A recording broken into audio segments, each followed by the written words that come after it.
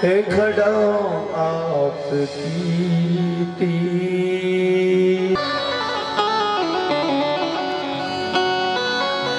आपिया इनने ननवे पलक लो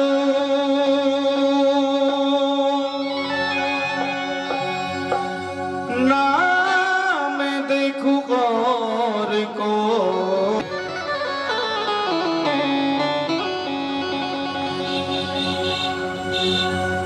अधेरम मधु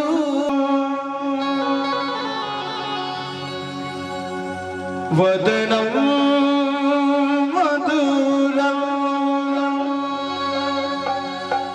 नयनम मधुरम हसितम मधुर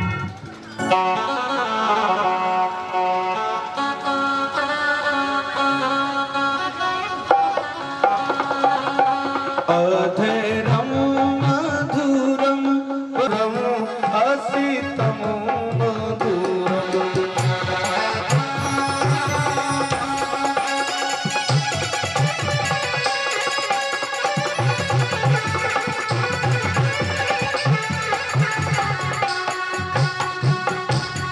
वचनम मधुरम चरितम मधुरम वसनम मधुरम बलि मधुराधिपते रखिलम मधुरम अधेरम मधुरम नैनम मधुरम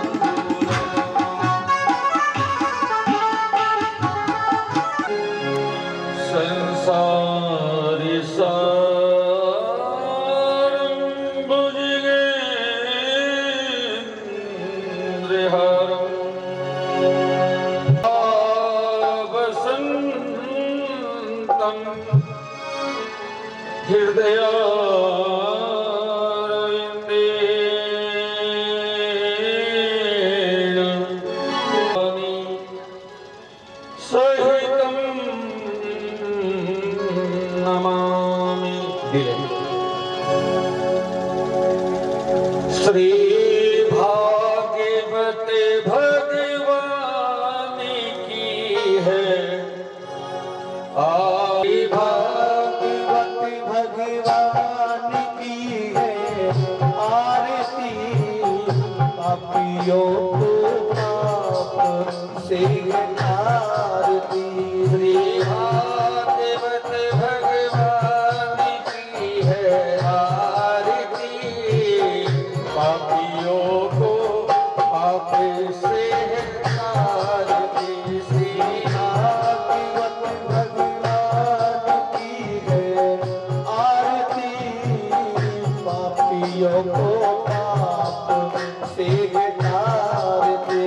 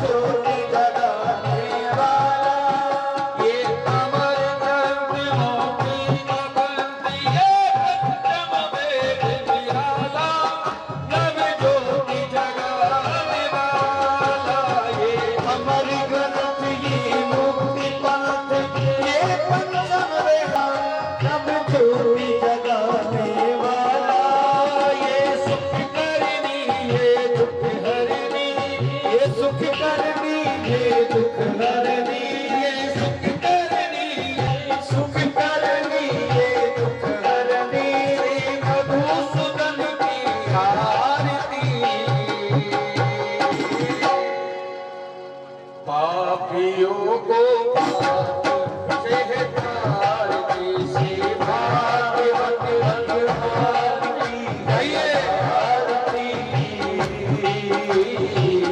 पापियों को पाप से तारती, पापियों को पाप से तारती।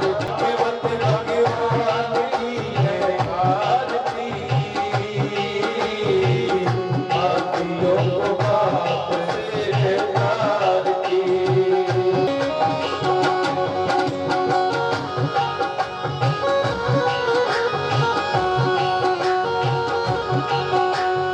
दर्श कराने वाला ये शांति गीत पावन पुनीत, पापों को मिटाने वाला, हरि दर्श कराने वाला।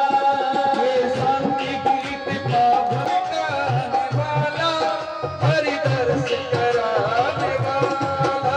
ये शांति गीत पावन पुनीत, पापों को मिटाने वाला, हरि दर्श कराने वाला। हरि नाम यही, हरि नाम यही, हरि नाम यही, हरि नाम यही, हरि नाम यही, हरि नाम यही। हरि नाम बंद खोल सत्य मार्ग दिखाने वाला, बिगड़ी को बनाने वाला। श्री राम यही, घनश्याम यही, प्रभु के मंगल की आरती।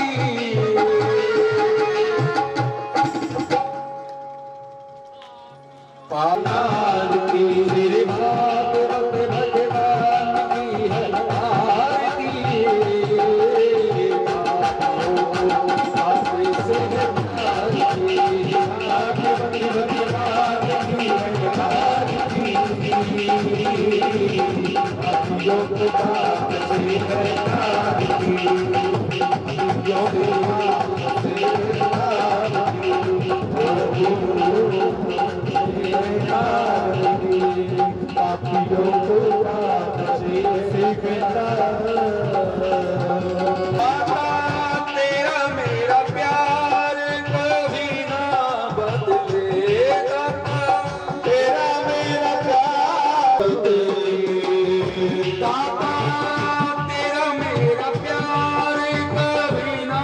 बदले दाता तेरा मेरा प्यार कभी ना बदले दाता मेरा व्यवहार कभी ना बदले दाता मेरा व्यवहार कभी ना बदले दाता तेरा मेरा प्यार कभी ना बदले दाता तेरा मेरा प्यार कभी ना बदले।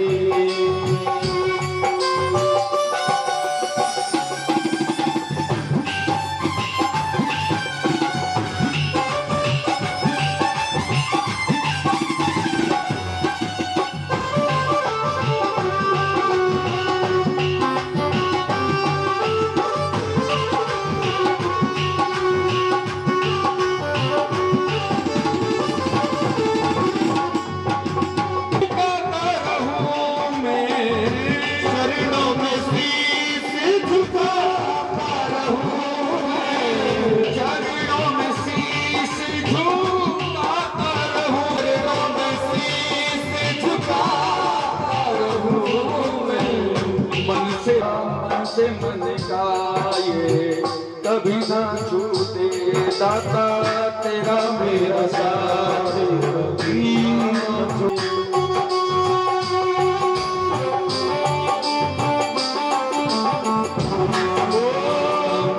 मन का तारे कभी ना बदले दाता तेरा मेरा प्यार कभी ना बदले दाता तेरा मेरा प्यार कभी ना बदले दाता मेरा ये व्यवहार कभी ना बदले दाता तेरा ये व्यवहार तेरा मेरा प्यार कभी ना छूटे दाता तेरा मेरा प्यार कभी ना छूटे मेरा प्यार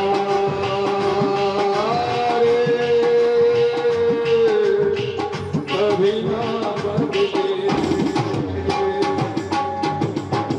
बना रहे बस यश्वाम्भवेति देवं ममद्य नामानुसृष्टे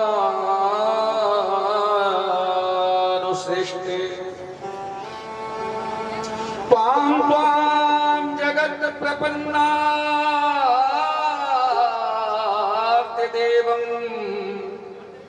श्री नरसिंह नमस्तुभ्यं।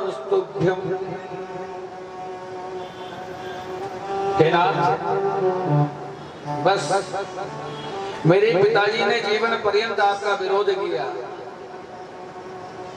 मेरा आपका विरोध किया मेरे पिता ने, फिर भी आपने सदैव मेरी रक्षा की।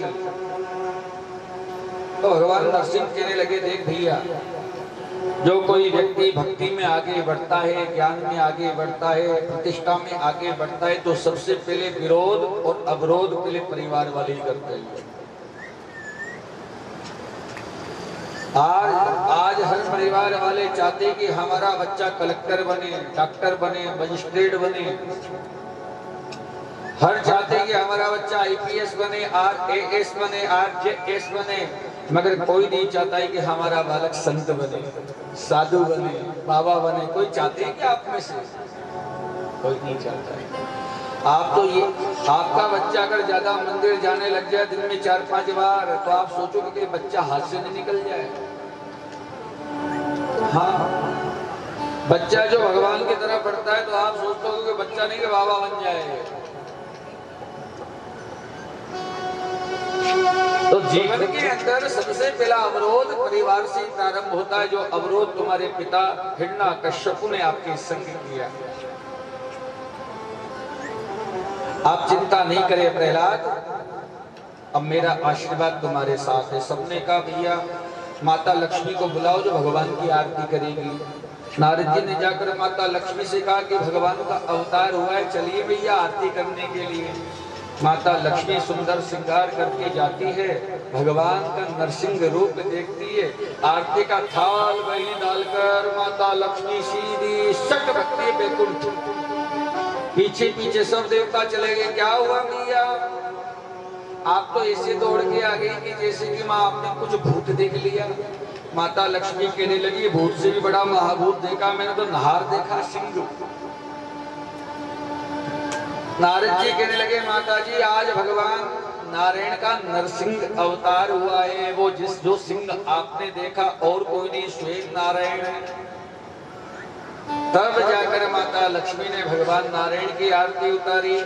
एक रूप से भगवान प्रहलाद के साथ वहीं विराजमान हो गए और दूसरे रूप से स्वयं माता लक्ष्मी के साथ भगवान नरसिंह अपने सालोक के धाम चले जाते हैं। बोलो नरसिंह भगवान की जय हो।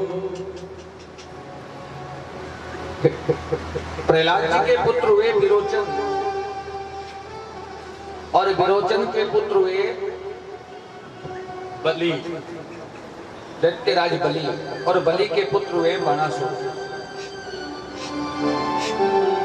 एक बार राजा बलि ने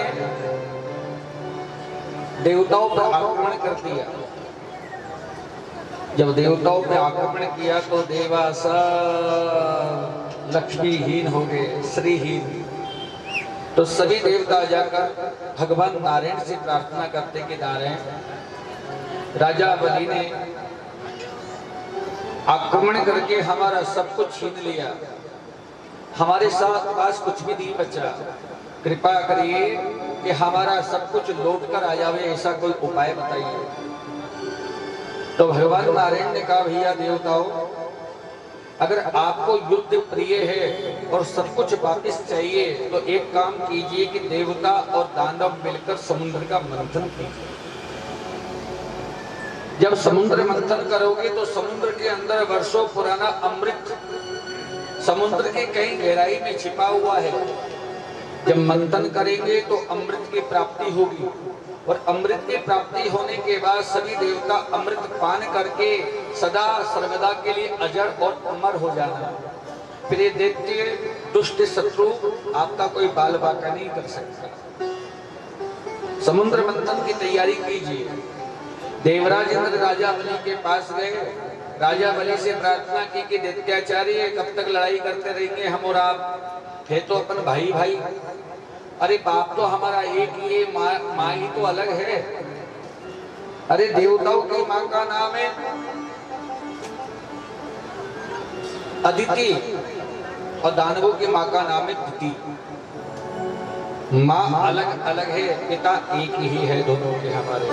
तो क्यों नहीं आप और हम मिलकर समुद्र का मंथन करें। राजा बलि को बात अच्छी लगी। अब सभी देवता और सभी दानव समुद्र के तट पर एकत्रित होकर संगोष्ठी की और संगोष्ठी कर कर ये निकाला गया कि भैया समुद्र का मंथन करेंगे तो सही। यश्वम भवेत मथानीम समुद्र मंथनानुभवेत।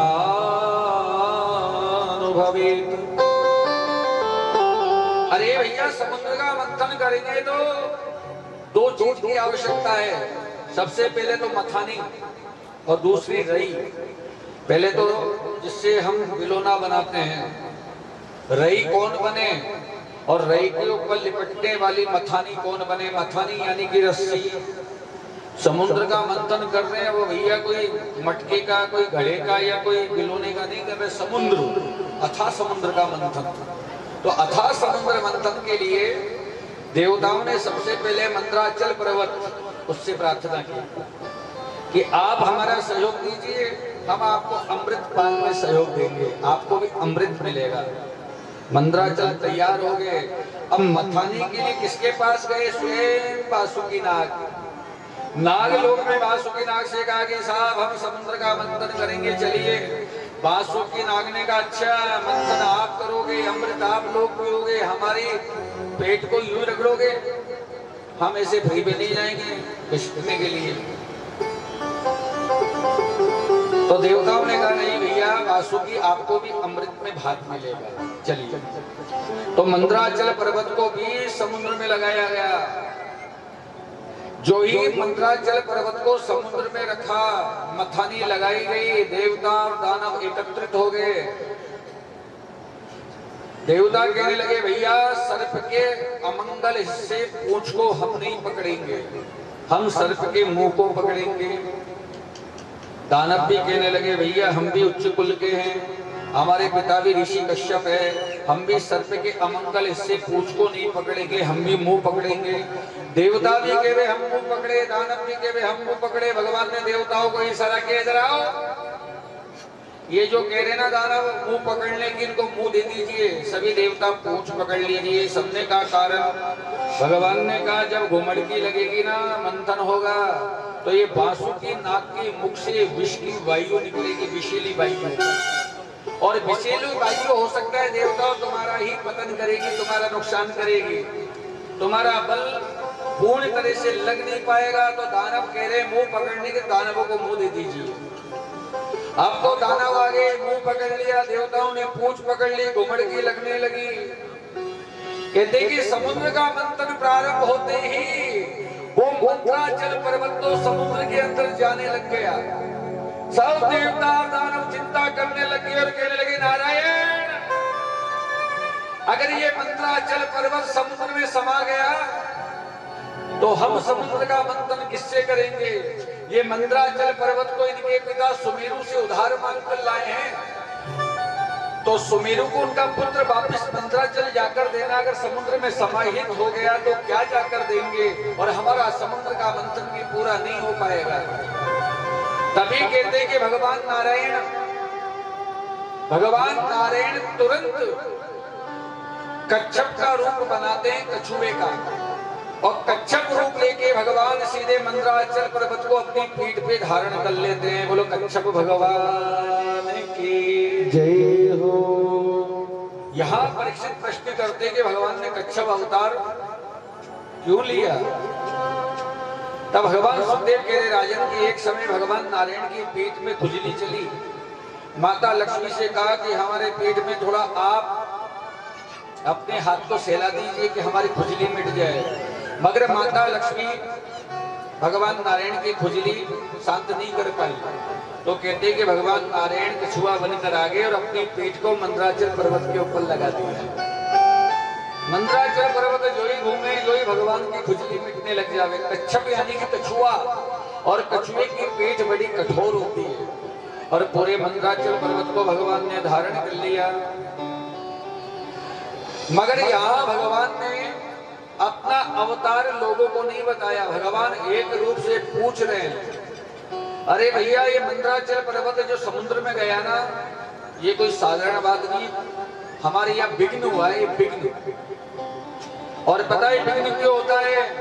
जब विघ्न विनाशक को मनाया नहीं जाता है। तो देवताओं गिनती करो, विघ्न विनाशक आए कि नहीं आए? तो सबको गिना देवताओं को, पूरे 33 कोटि। सबने का साथ सब आ गए, मगर वो ही नहीं आया। कौन? सोले सुडालो धोले ढूंढाड़ो गणपति बाबा रहे क्या सा। वो लंबी सूंड वाले भगवान श्री गणेश नहीं आए, तो सबने कहा चलो मनाने, हमको लाओ बुलाकर, तब समुद्र का मंथन होगा। तो भगवान सभी देवताओं को लेकर भगवान गणेश के पास गए, निवेदन किया चलिए। गणेश जी महाराज ने कहा कि आज तो देखो मुझे मनाने के लिए, मुझे ले जाने के लिए सभी देवता आए, नारायण भी आए, ब्रह्मा जी भी आए, शंकर जी भी आए हैं। तो भगवान गणेश को अभिमान आ गया कि सबसे पहले पूजा हमारी है, हमारे बिना कोई काम नहीं होता है। तो भगवान नारायण ने एक पिन चुबो दी गणेश जी के, सुनो गणेश, शुभ काम में पहले आपकी पूजा होगी, मगर अशुभ काम में सबसे पहले मेरी पूजा होगी। आज भी मृत्यु के अंदर जहाँ जिस घर में सूतक हो जाता है वहां नारायण बलि होती है, भगवान नारायण में गणेश जी का ध्यान नहीं होता है। गणेश जी महाराज गया, भगवान ने मान बढ़ाया, समुद्र का मंथन प्रारंभ हुआ। और समुद्र का मंथन जो ही प्रारंभ हुआ तो सर्वप्रथम हलाहल विष निकला, कालकूट नाम का। इस विष की ज्वाला इतनी भयंकर निकलने लगी कि समुद्र के तट पर जितने देव और दानव खड़े थे सब मूर्छित होने लग गए। कोई तोला, 2 तोला, 5 तोला, 10 तोला, किलो, 10 किलो, 20 किलो, 100, 500, 1000, 10-20 हजार किलो नहीं था। समुद्र का 1/4 हिस्सा विष निकला। 1/4 आज जो समुद्र का जो विषय है 1/4 5 इतना विष। तो सबने कहा भैया ये विष का पान कौन करेगा? तो सबने कहा भैया किसी का सामर्थ्य नहीं है, मगर संसार में एक ही का सामर्थ्य जो विष पान कर सकता है, उनका नाम है बाबा महादेव। चलिए बाबा महादेव से प्रार्थना की और कहा कोई नहीं जी और कोई नहीं, भोलेनाथ से निराला कोई और नहीं, भोलेनाथ से निराला कोई और नहीं, भोलेनाथ से निराला कोई और नहीं, कोई और नहीं, कोई और नहीं, कोई और नहीं, कोई और नहीं, और नहीं, भोलेनाथ से निराला कोई और नहीं, भोलेनाथ से निराला कोई और नहीं। ओ शिव का डमरू डम डम बोले, अगम निगम के भेदिए खोले, शिव का डमरू डम डम बोले, अगम निगम के भेदिए खोले, शिव का डमरू डम डम बोले, अगम निगम के भेदिए खोले, शिव का डमरू डम डम बोले, अगम निगम के भेदिए खोले। ऐसा डमरू बजाने वाला और नहीं, वो ऐसा डमरू बजाने वाला और नहीं, कोई और नहीं, भोलेनाथ से निराला कोई और नहीं, भोलेनाथ से निराला कोई और नहीं। बोल नीलकंठ महादेव की।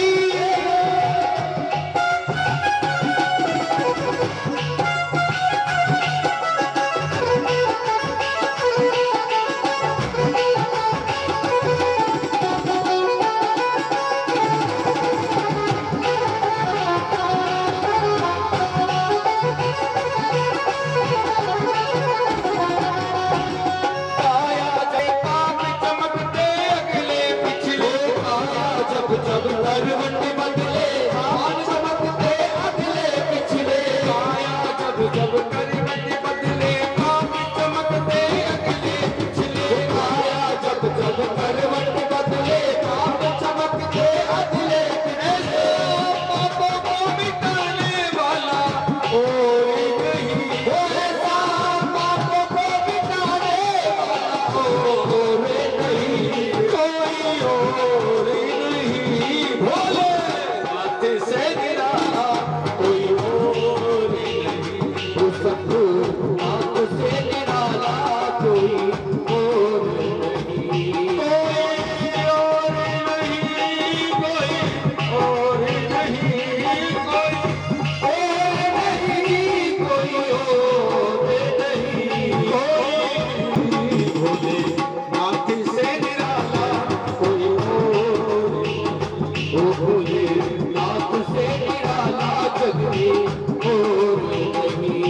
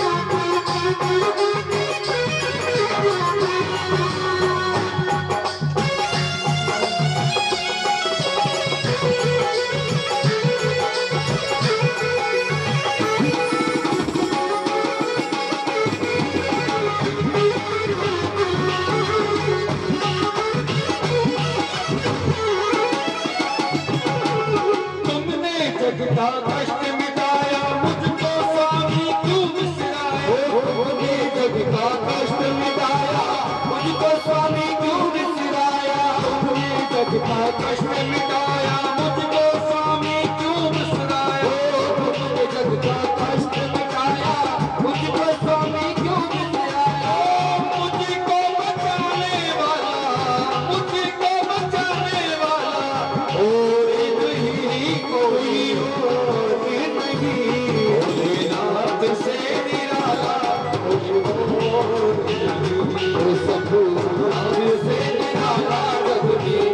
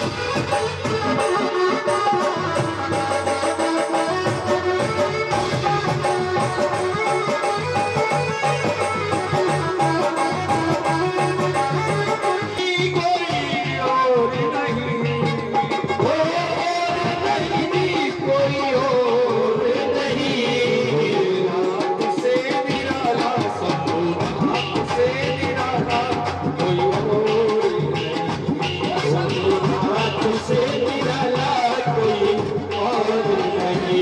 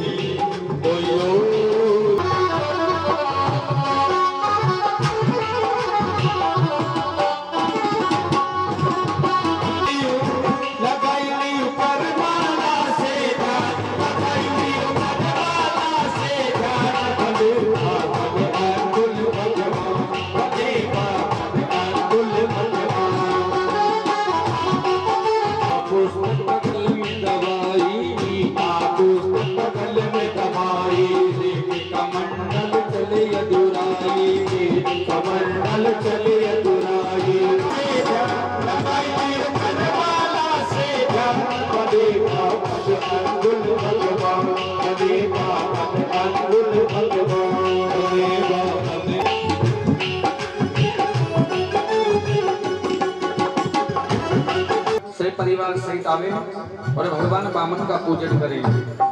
और एक विशेष सूचना, हमारे जो सेलू भैया है उनकी माता जी लाडबाई, आज उनका जन्मदिन भी, एक बार ताली बजाकर स्वागत, बहुत बहुत शुभकामनाएं, बहुत बहुत बधाई।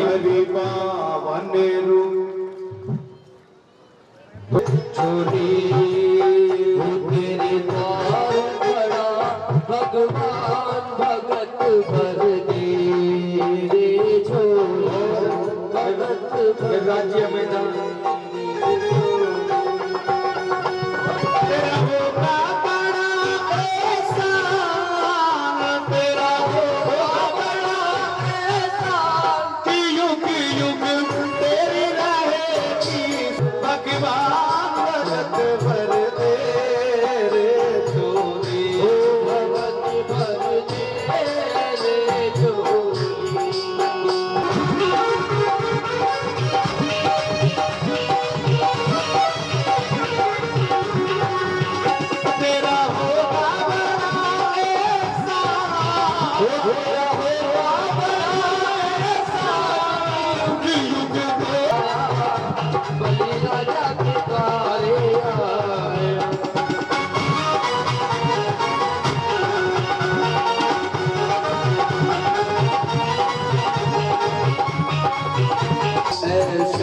तुम्हें देखूं, घनश्याम तुम्हें देखूं, श्याम तुम्हें देखूं, घनश्याम तुम्हें देखूं,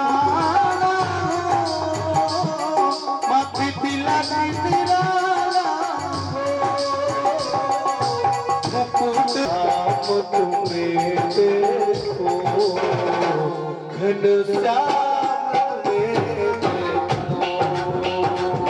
सन गिरधारी रे भगवारी रे तेरी सावरी सुने ओ कुंडल की छवि प्यारी रे, मुझे कृष्ण के करे बन गयो रे सावरिया, बन गयो रे सावरिया, तेरे द्वार दरवाजे खोलो अरजी करे, अरजी करे,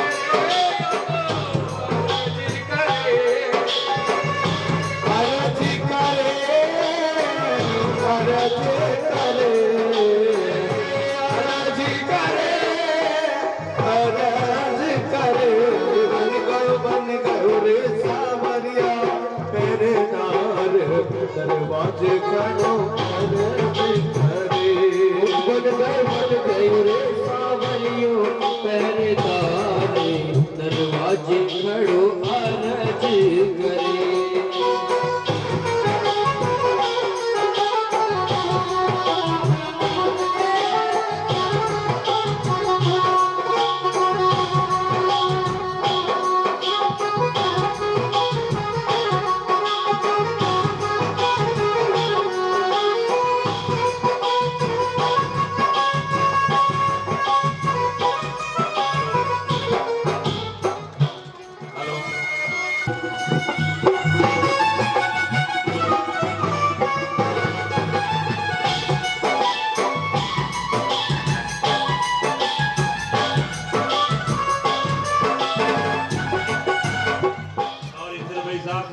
भाभी जी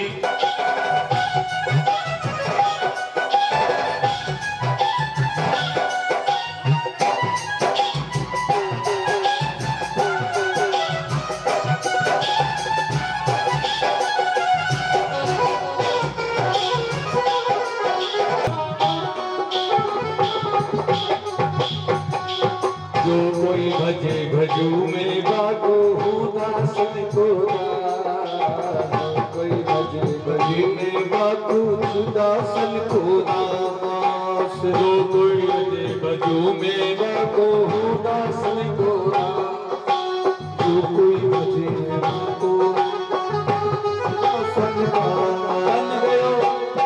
बन गयो रे सावरिया, पहरेदार दरवाजे ठाड़ो अरज करे, बन गयो रे सावरिया, पहरेदार ठाड़ो अरज करे, अरज करे रे आटो अरज करे, अरज करे आटो अरज करे,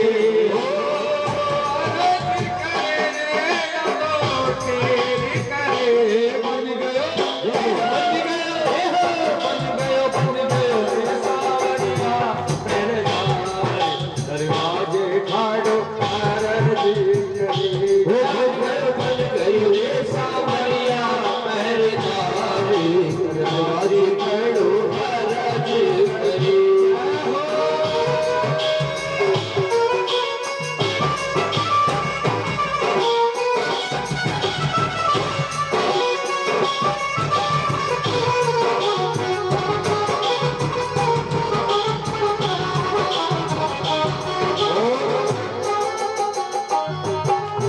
हमारे झालरा पाटन द्वारकाधीश मंदिर से लीला माधव मंडल की समस्त माता बहनों का ताली बजाकर स्वागत। बन गयो रे सावरिया, पहरेदार दरवाजे खड़ो अरज करे, बन गयो रे सावरिया, पहरेदार दरवाजे खड़ो अरज करे,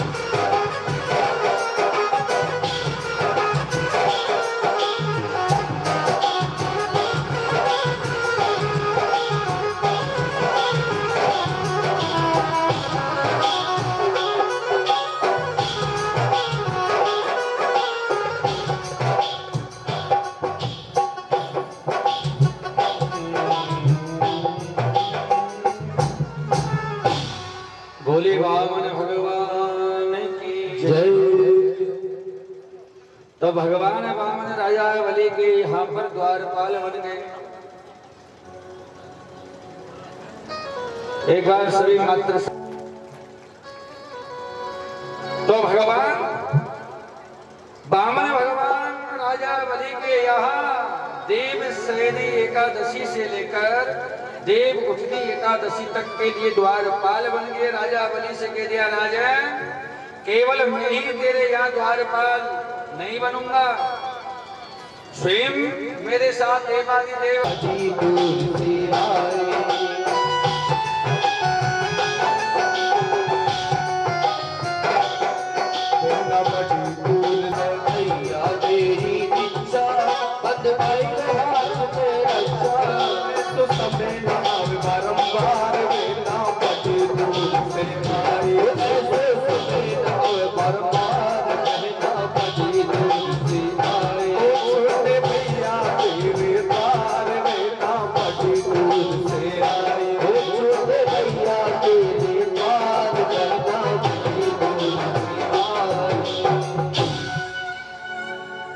भगवान वामन राजा बलि को वरदान देके यह स्वयं द्वार शीशम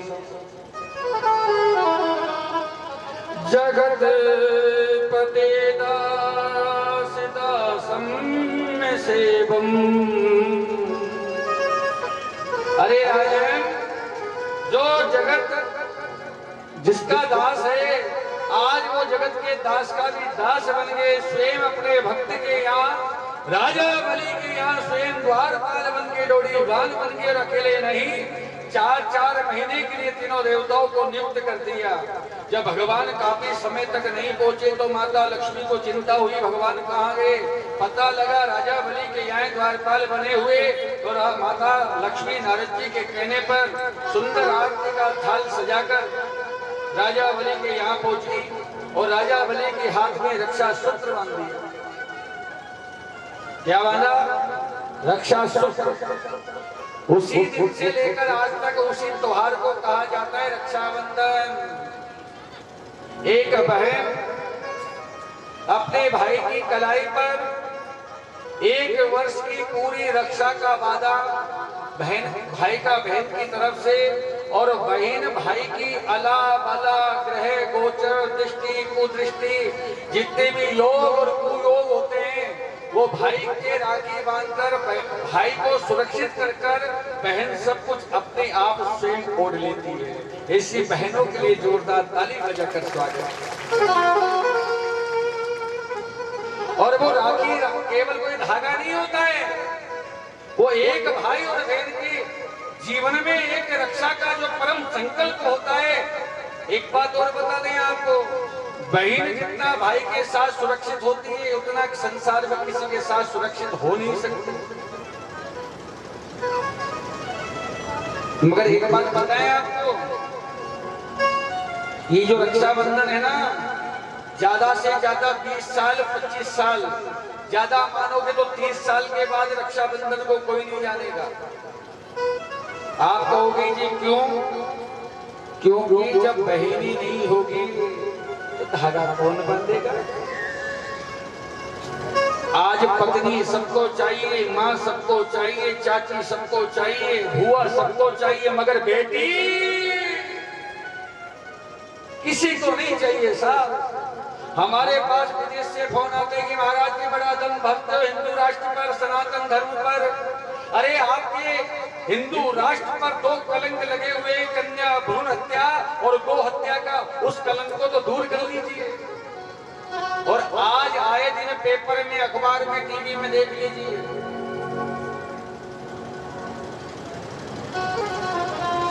कोई कन्या भ्रूण कचरे के डिब्बे में, कोई नाले में, कोई नदी में, कोई अपनी जमीन में दबा हुआ।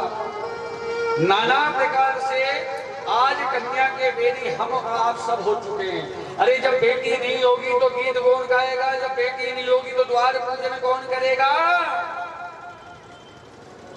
आज बेटी है तो कल है, बेटी नहीं है तो कल भी हमारा हो नहीं सकता कुछ भी।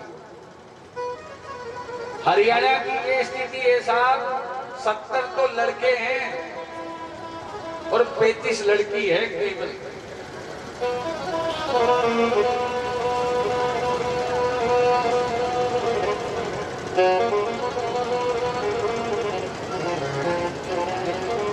माता लक्ष्मी बहन बनकर राजा बलि के हाथ में धागा बांधती है और नारद जी मंत्र बोलते हैं, ये न बंदो बलि राजा दान वृंदो महाबल, तीन तो बदनामी रक्षे माँ चल। माता लक्ष्मी ने कहा, बलि आज से तू मेरा भैया है गयो, मैं तेरी बहन हो गई। राजा बलि कहने लगा, मांग बहन, क्या मांगना चाहती है? आप जब मेरी बहन बन गई तो बहन जो मांगे भाई को देना चाहिए। मांग क्या मांगना चाहती है?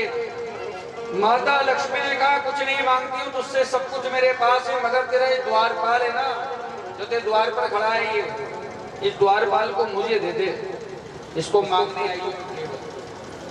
राजा बलि कहने लगा, देवी संसार में ये केवल एक ही है और इसको मैं किसी को नहीं दे सकता, ये तो मेरे पास ही रहेंगे। माता लक्ष्मी कहने लगी, राजा बलि लगे रुपया उपजे कौन और बाके राखी बांधे कौन? अरे 500 रुपए लगाकर बहन कोटा से मोड़क राखी बांधने आवे और भाई निकाल के 50 रुपए 100 रुपए देवे, 400 के नुकसान में कौन बहन राखी बांधेगी? लगे रुपया उपजे कौन और बाकी राखी बांधे कौन? अरे कम से कम बराबर में तो गाड़ी चलनी चाहिए। जो खर्चा हुआ 100 रुपए मिठाई के, 100 रुपए की राखी, 100 रुपए आने के, 100 रुपए जाने के, 100 रुपए ऑटो का किराया, तो 500 तो वैसे ही बनते ईमानदारी के। और भाई निकाल के 100 रुपया देवे तो अगली बार तो बहन भी कहती भैया मनी ऑर्डर करती राखी।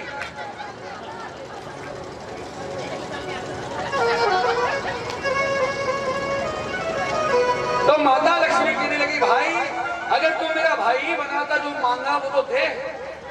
तो राजा बलि ने भगवान वामन का हाथ माता लक्ष्मी को दे दिया, लो देवी तुमने मांगा मैं देता हूँ। एक रूप से भगवान वामन राजा बलि के यहाँ रुके और दूसरे रूप से भगवान वामन माता लक्ष्मी के साथ बैकुंठ चले गए। बोलो लक्ष्मी नारायण भगवान की जय हो। और राजा बलि के यहाँ उस संबंध गया और जयकार होने लगे। सुखदेव भगवान के रे राजन, इसी मनमंत्र में भगवान का मत्स्य अवतार हुआ राजा सतव्रत के यहाँ। और सतयुग समापन होने को चला। सतयुग के अंतिम राजा थे महाराजा सतव्रत। अंतिम समय में भगवान ने राजा सतव्रत को मत्स्य पुराण का उपदेश दिया और मत्स्य अवतार का दर्शन देके राजा सतव्रत का कल्याण किया। और सूर्य वंश के सबसे पहले राजा हुए सतव्रत। बोलो सतव्रत भगवान की जय हो। और राजन यहाँ से ही सूर्य वंश का प्रारंभ होता है और उसी सूर्य वंश के अंदर मेरे भगवान श्री राम का जन्म होता है। राजन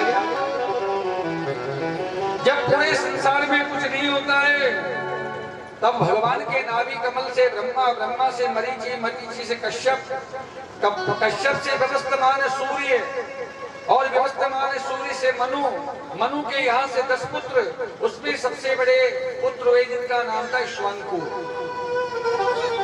और इन्हीं के वंश में महाराजा पृथु का जन्म हुआ। महाराजा पृथु के जन्म में महाराजा त्रिशंकु, महाराजा त्रिशंकु के यहाँ से धुंधुमार, धुंधुमार के युवनाश, युवनाश के मानधाता, मानधाता के सुसंधि, सुसंधि के ध्रुव संधि और ध्रुव संधि के हुए महाराज भरत, महाराज भरत के पुत्र हुए असित और महाराजा असित के पुत्र हुए महाराजा सगर।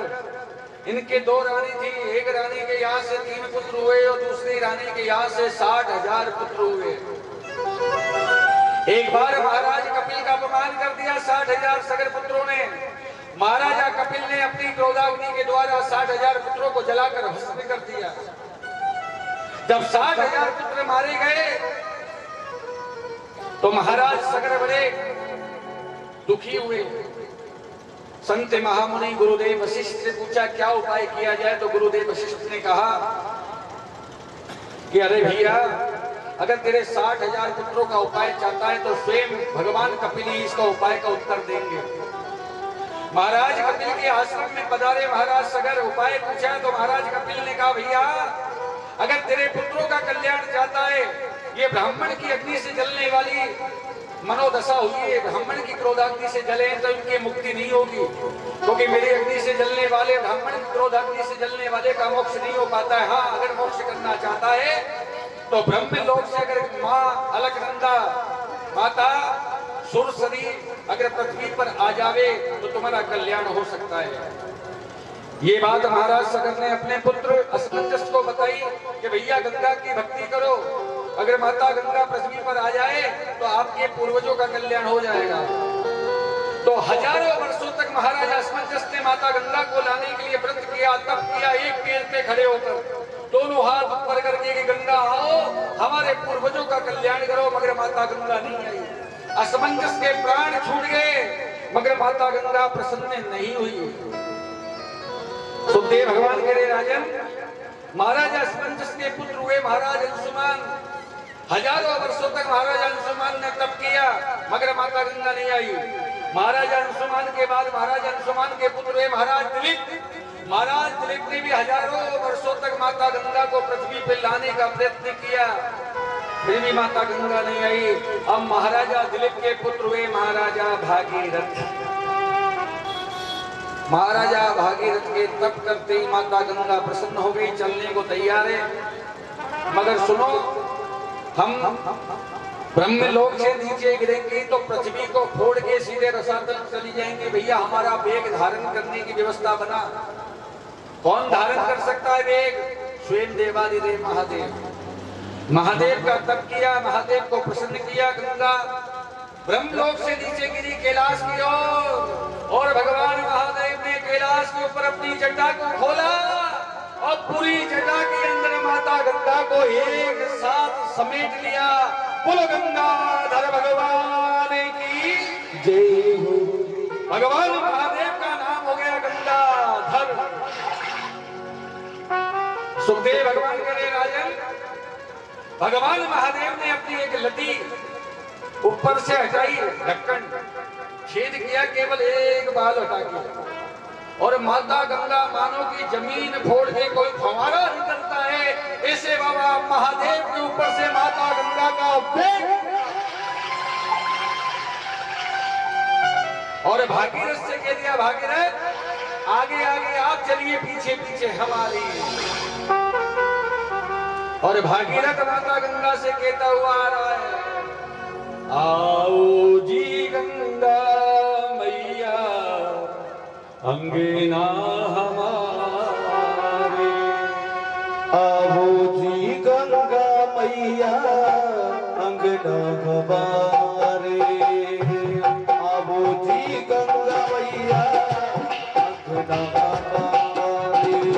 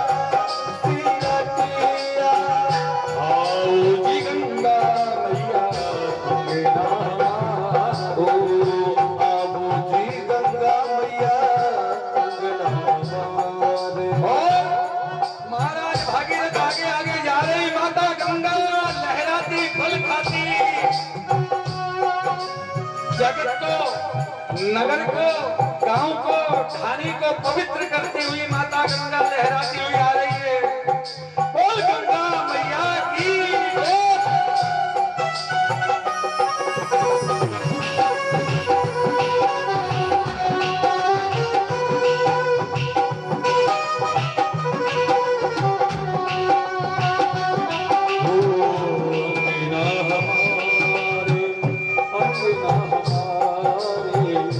अंगना हमारे, अंगना हमारे, अंगना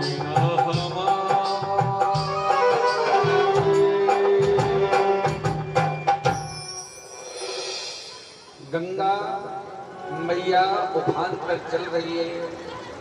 सुखदेव भगवान कहते हैं राजन, मार्ग में एक ऋषि थे, नाम था जांघवी ऋषि। जांघवी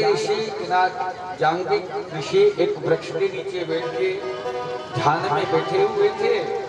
माता गंगा निकली और जांघवी ऋषि के कमंडल, लोटा, जंगोटा अपने साथ बहाकर ले गई।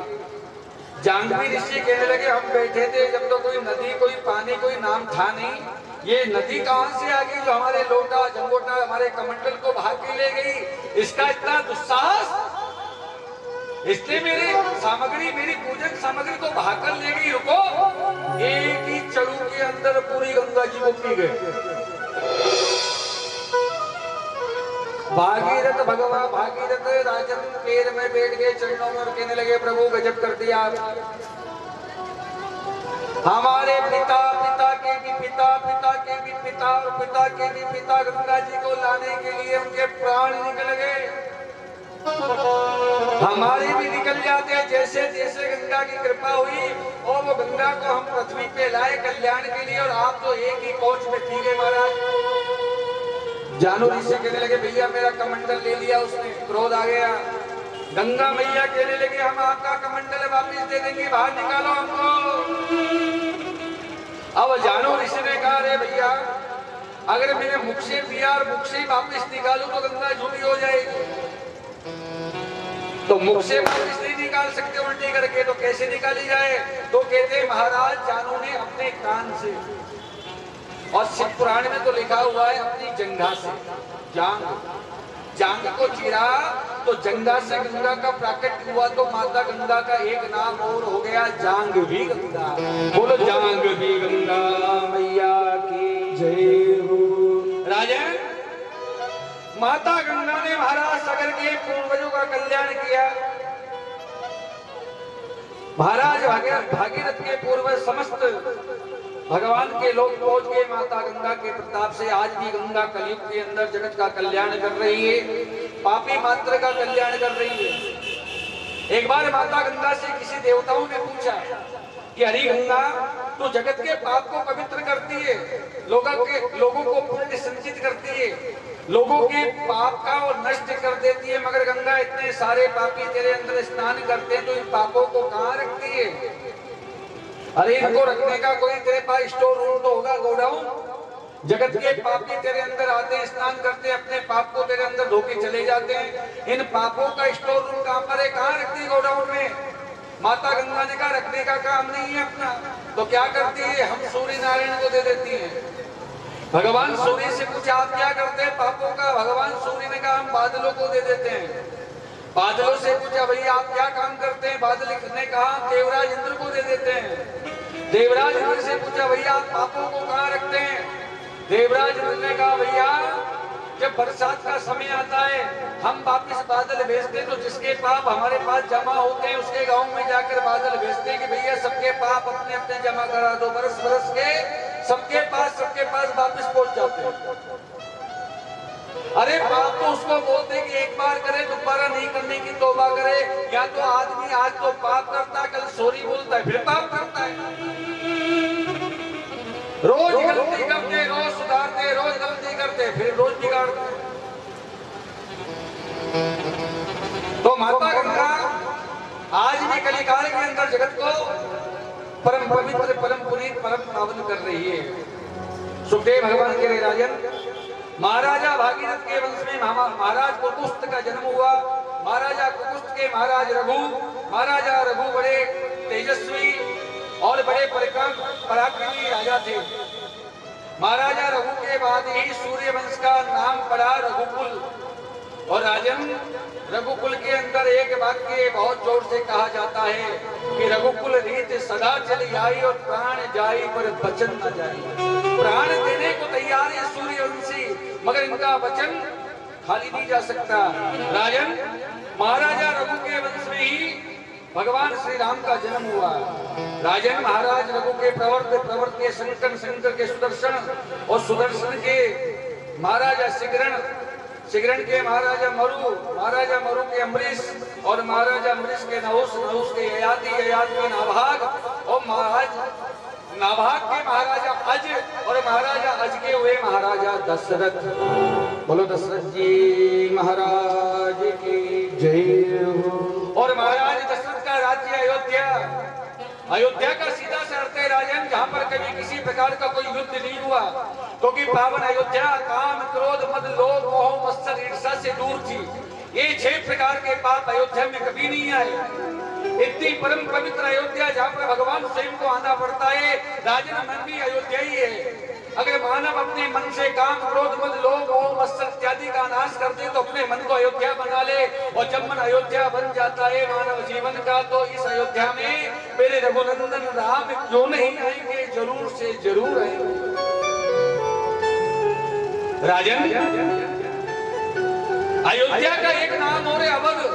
अवध का सीधा सा अर्थ अगर समझे,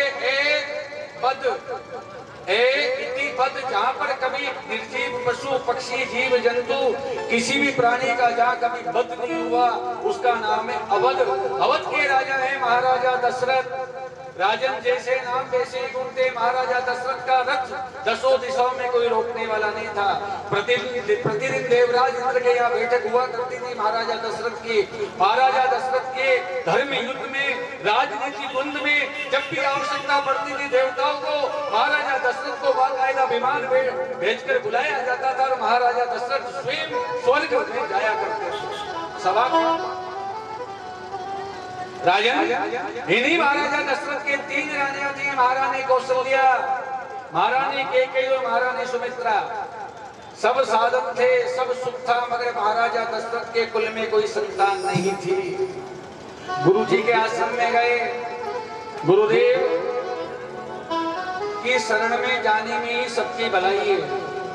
जो समाधान जगत में नहीं मिल सकता ना साहब, वो समाधान गुरु जी की शरण में मिल जाता है।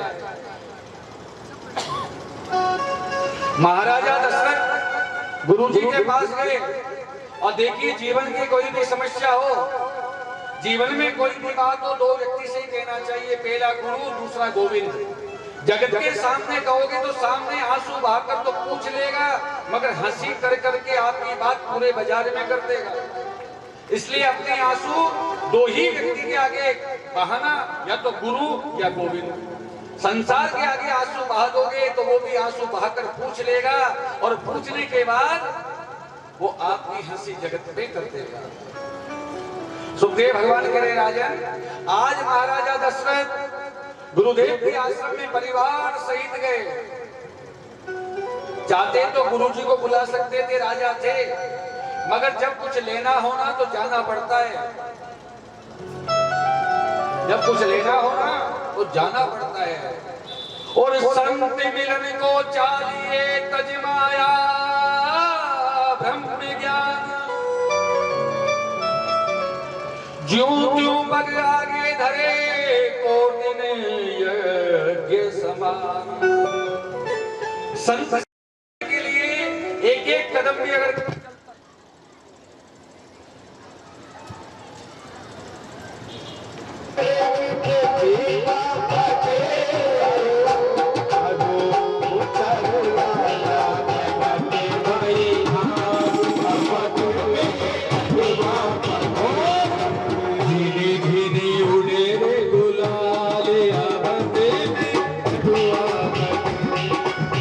Thank you.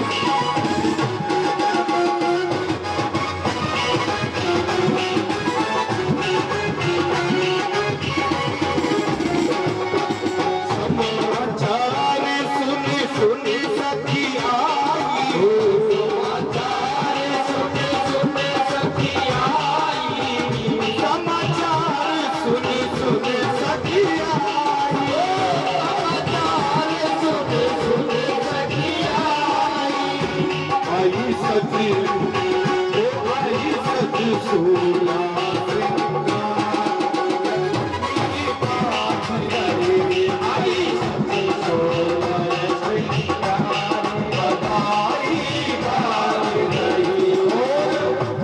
सभी ध्यान दें।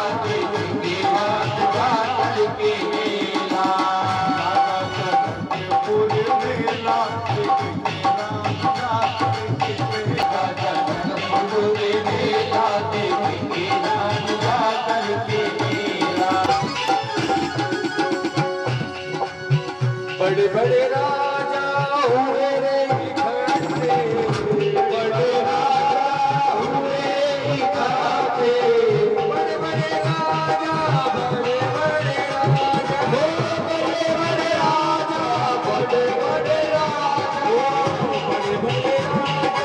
हुए रे इकट्ठे, बड़े बड़े राजा हुए इकट्ठे, कौन वीर अंत में भगवान श्री राम ने उसी सन धनुष को तोड़ा, भयंकर गर्जना हुई, आकाश से देवता जले पुकार करने लगे। तो नगर की स्त्रियां भगवान राम से कह रही, राम जी थोड़ा झुक जाओ। राम जी ने कहा, भैया आप क्षत्रिय हैं और क्षत्रिय राजा किसी के स्त्री के आगे कभी झुकते नहीं है। छोटी सी झुक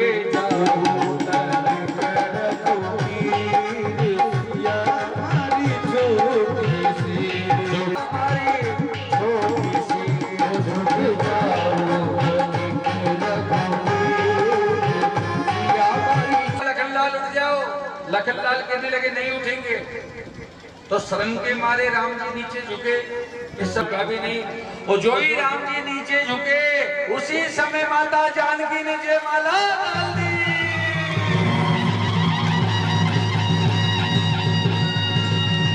जानकी और उर्मिला का विवाह चारों पुत्रों के साथ तय कर दिया। सुंदर पानी ग्रहण संस्कार की बेला आ गई और भगवान श्री राम ने माता जानकी के गले में जयमाला डाल दी।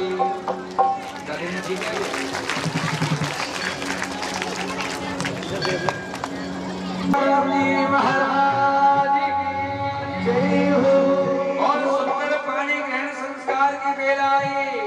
महाराजा जनक कन्यादान के लिए आए। अपने परिवार और बंधु बांधव के सहित। तो आज के हमारे जो मुख्य यजमान में हाथ खड़े करो। सब चलेंगे, हाथ खड़े रखो। आज श्री राम की सारे श्री राम की सारी आज श्री राम की शादी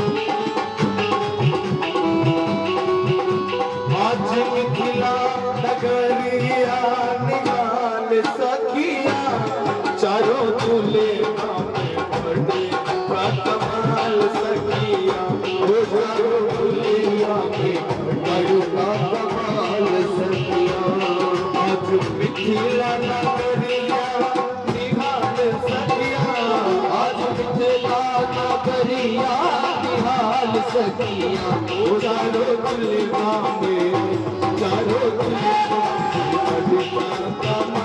अल्लाह से बच गयो अल्लाह से बच गयो अल्लाह से बच गयो जायो यसूदा अल्लाह से बच गयो जायो यसूदा अल्लाह मोहल्ले में अल्लाह से बच गयो।